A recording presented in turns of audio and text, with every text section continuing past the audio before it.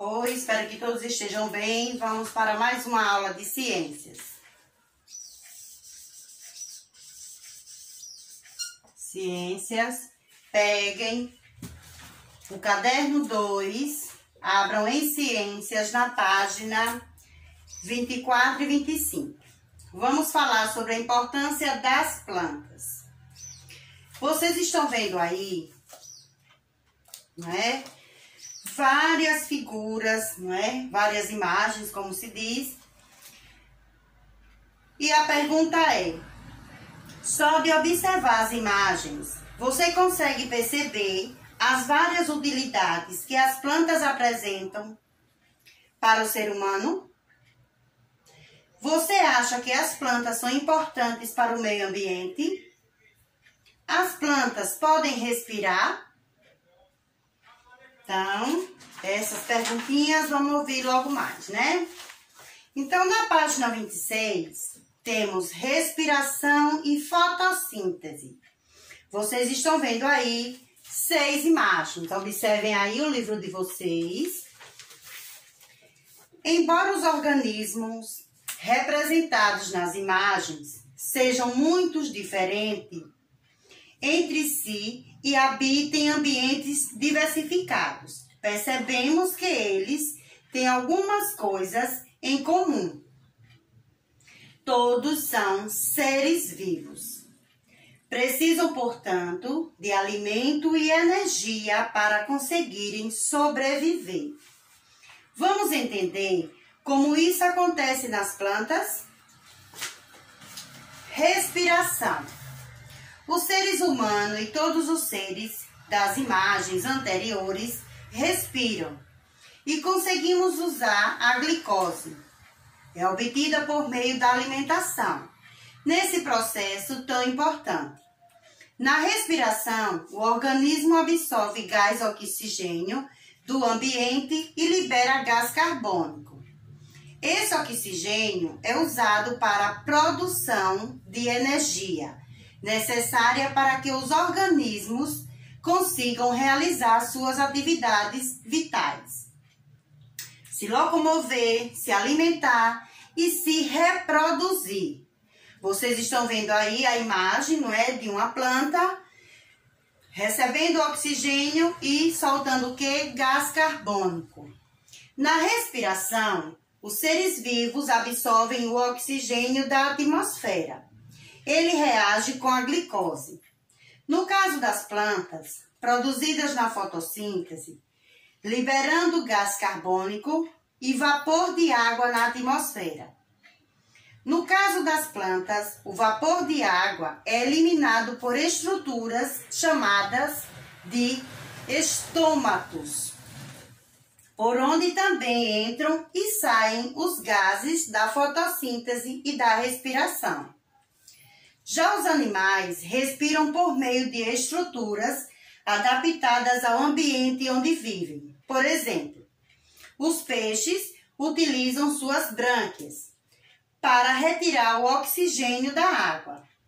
Os cachorros têm pulmões e alguns seres, como as minhocas e os sapos, respiram pela pele.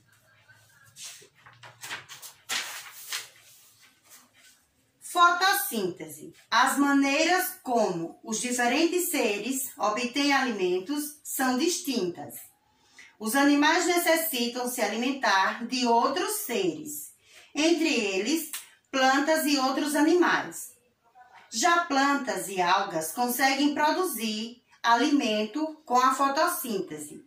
A fotossíntese, portanto, permite que esses seres vivos produzam o próprio alimento. Para que esse processo ocorra, eles retiram e aproveitam do ambiente em que vivem alguns componentes essenciais: luz, água, sais minerais e gás carbônico.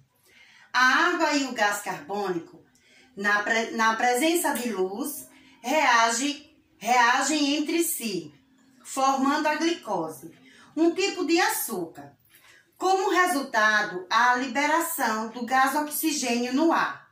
Observe aí o esquema. Nós temos a luz, que é a luz do sol, nós temos o gás carbônico, nós temos a glicose, o oxigênio e água e sais minerais, não é? Na fotossíntese, as folhas absorvem o gás carbônico, que, em presença de luz, reage com a água, produzindo glicose e liberando o oxigênio na atmosfera. Interessante, né? Então, responda. É verdade? As plantas realizam a fotossíntese de dia e respiram à noite? Será? Não, as plantas, elas respiram o tempo todo. Não é? Como é que ela só vai realizar a fotossíntese de dia e só vai respirar à noite se ela é um ser vivo? Né? Importância da fotossíntese. Por causa da fotossíntese, as plantas são chamadas de produtores da cadeia alimentar. Ou seja, elas produzem o próprio alimento e servem de alimento a outros seres da natureza. Compõem, assim, a base do que chamamos de cadeia alimentar. Uma relação entre os seres vivos na qual um serve de alimento para outro. Os animais que consomem as plantas ou os que se alimentam de outros animais são chamados de consumidores. Vocês estão vendo aí na imagem produtores, que é a planta, e temos 3 exemplos de consumidores. Observaram? Ótimo! Todos os seres respiram, mas apenas a planta faz fotossíntese. O oxigênio que compõe nossa atmosfera é proveniente da fotossíntese realizada por algas e plantas.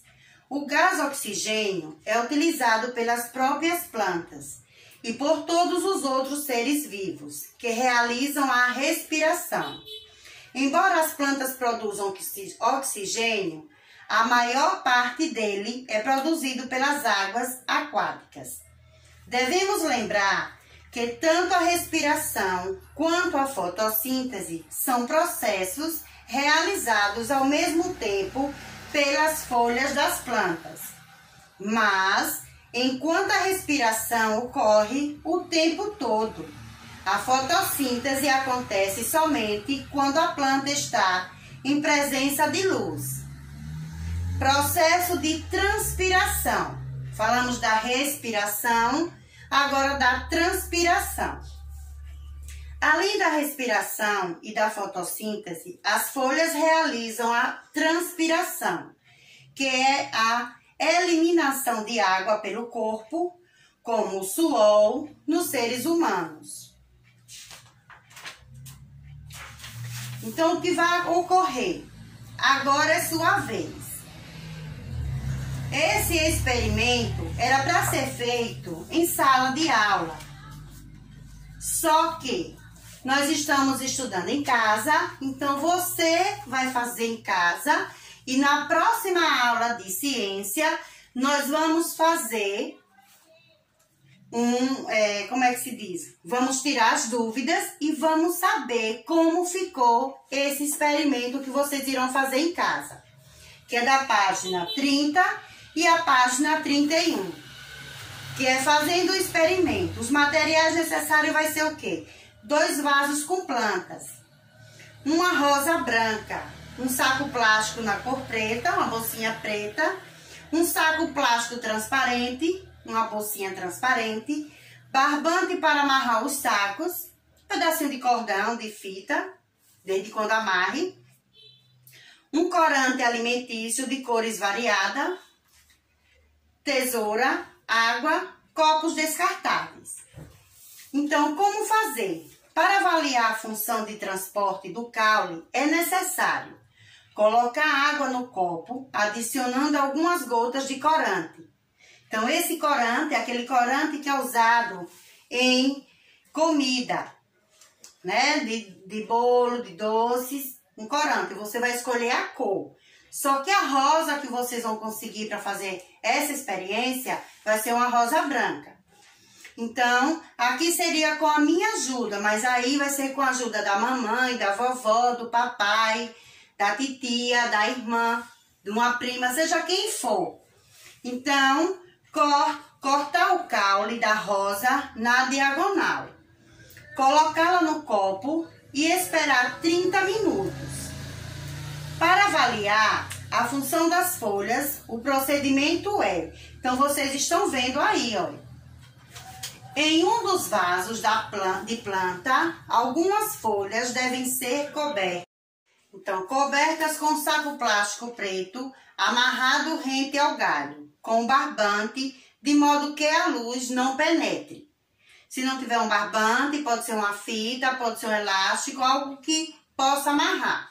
No outro vaso, fazer o mesmo, mas com um saco plástico transparente. Deixar os vasos próximos a uma janela ou um local por onde entre luz solar e observar os resultados. Então, na aula seguinte, que seja na próxima aula de ciências, nós vamos tirar as dúvidas que tiver e nós vamos fazer a correção da atividade dessa página 31, certo? E logo mais explicarei, se alguém ficou com dúvida, sobre a experiência que vocês irão fazer em casa. Então, o caderno, anotem aí, caderno 2, e os números das páginas, que vai ser página 30 e 31, certo? Então, até mais tarde e bom experimento.